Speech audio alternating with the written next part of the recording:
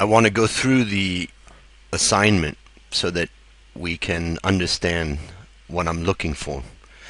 I've went through all 46 pages that have been turned into me, and I've ranked them. In this case, you'll see a score. In this case, 18. That's the number of negative things on that particular one, things that I highlighted that seem wrong. I'm going to skip down. This is number 1 of 46. I'm going to skip down to 46 of 46, and this is the best one at 4 negative items that I could find. 4 for this one, 4 for that one, 4 for that one. Okay, so I'm just going to start at the worst one so that we can get an idea what not to do. The first thing is that it's required that you follow the format exactly. That means put the company name here and put the company's code here, and then it was in US dollars. This person changed it to baht. Then I go through, and so anything that's been changed in the format, I took off 2 points. So almost everyone you'll see right now has got +2, meaning 2 bad points. Not all of them, but this one. For instance, this one left a gap here. How did that happen? I made a perfect formatted file, and somehow this one got messed up. This one didn't. That one did. That one came out even with color, very nice, exactly the way I did it. Now, what you'll notice as we go through this is that I'm highlighting some areas. For instance, I'm looking at, was sales growth too high? Here it went from 37 to 197. That seems quite high. In this case, it means that the gross profit went to 10, almost, let's say, 8 times, 5 times what it was in 2011. The next thing you'll see is that interest costs were flat. Well, that's impossible because we can see that short-term loans shot up a lot here, and then they went up and up. So in that case, the interest expense should be rising, but it looks like there was no link between the two. You should have your link between the two from the forecasting that I've taught you to do. Now, the next one is other non-operating income. You can see here. You have to be careful with this one. It's been 700, about 800 maybe, and then why would it grow up to be 4 billion? Doesn't seem to make sense.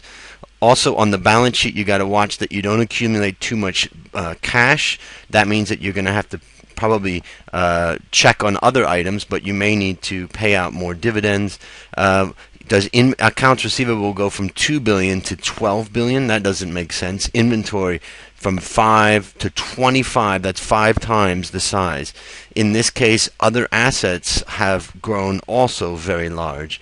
Now, I'll go down and look at some other ones here. The next one I say is too many digits. Now, I didn't mark anybody off for too many digits, but the point is I don't need to see all of this. You can divide it by 1,000 or divide it by 1,000,000 so that we have a lot less digits on the page like here, then we can kind of understand it better. So if you got a mark that says too many digits at the top, that's what you need to do next time. Now, in this case, we see the same thing.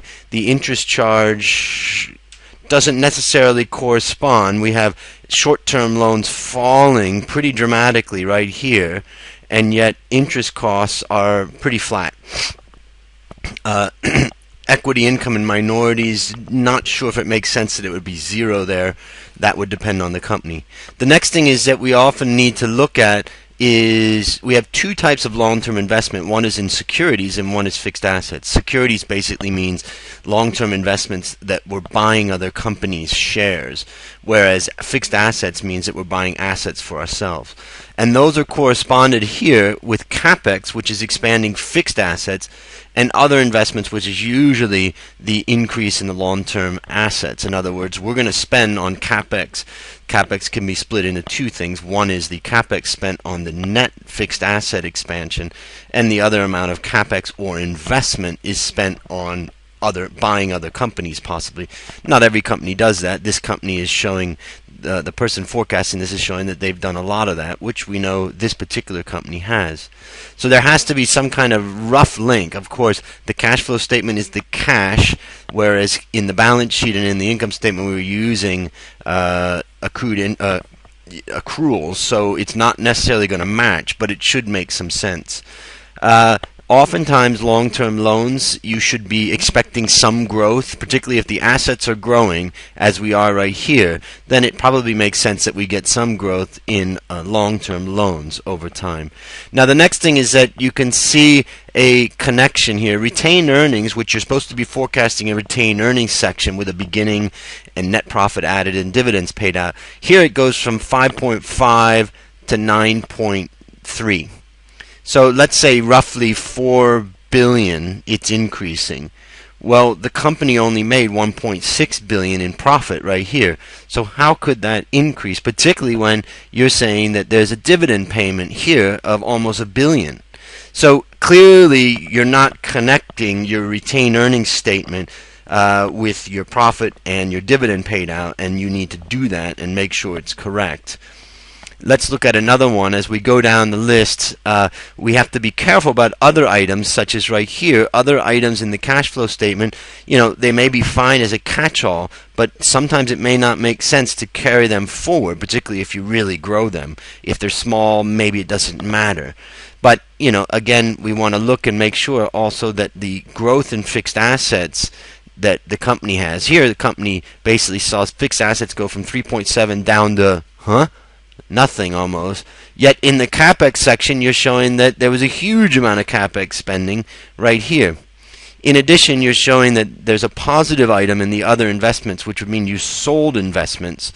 But here we can see that investments went up, up, up, which means you spent money to buy investments. Now, the next one that we want to look at is the change. Let's look at this one. Change in dividend payment. Again, we need to make sure, this one I marked, but I think you need to just double check that it's correct. That this was negative here. I'm not sure about it, but it's possible. But the company made profit for 2 years, very large, so it started me questioning that. So it needs to be checked. And then once we get here, basically it goes from 400 negative to 900 positive, so about 1.3. But the company only made 600, and they paid out a dividend. In your case, you're saying 522 of dividend. Doesn't make sense. So that's another one that needs to be linked. Basically, you need to link your fixed asset schedule or your fixed asset amount and the depreciation amount. You need to make sure that your schedule for debt and for interest payment on debt is correct, and that it's making sure that you have the right debt numbers in the balance sheet, and that you have the right interest charge in the P&L. And then, of course, dividend payment, retained earnings section, all of that needs to be correct. So generally what I saw in these was very, very weak forecasting in most cases, that it looks like most people may have either not understood it or not followed what I said, or just linked it in. You know, here's somebody saying that the dividend, the interest payment is going to be flat, when we can see that actually the interest went down and a little bit down and a little bit more down. Also, you need to be careful about other current liabilities and other non-current liabilities. Remember that these are liabilities that have no cost to them. So when you expand them very fast and very high, it means that you're giving money to the company. You're forecasting they're going to be receiving a lot of money that they don't have to pay anything on, and therefore it may be wrong. In fact, the company may need to borrow money instead of getting it through these non-current, the current liabilities and non-current, both of them being other. So you would be understating the amount of interest charge in the P&L if you're having way too much these other current liabilities and other non-current. So if I just go through the rest of them, I can see, you know, some things, for instance, don't add up. Here's a negative item in short term, and then there's this big negative item right here for other current liabilities, and that doesn't even add up, because that's positive if we add those three together, and that's negative. So that made me a little bit nervous. Let's see if we can identify some other interesting ones. Here's a formatting problem where you've done your own formatting when I made this great template for you. Same thing here. Let's see, I had one where there was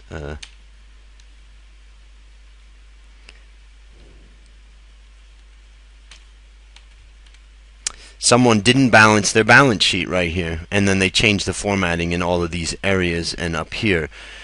So this was one that made me wonder what was going on.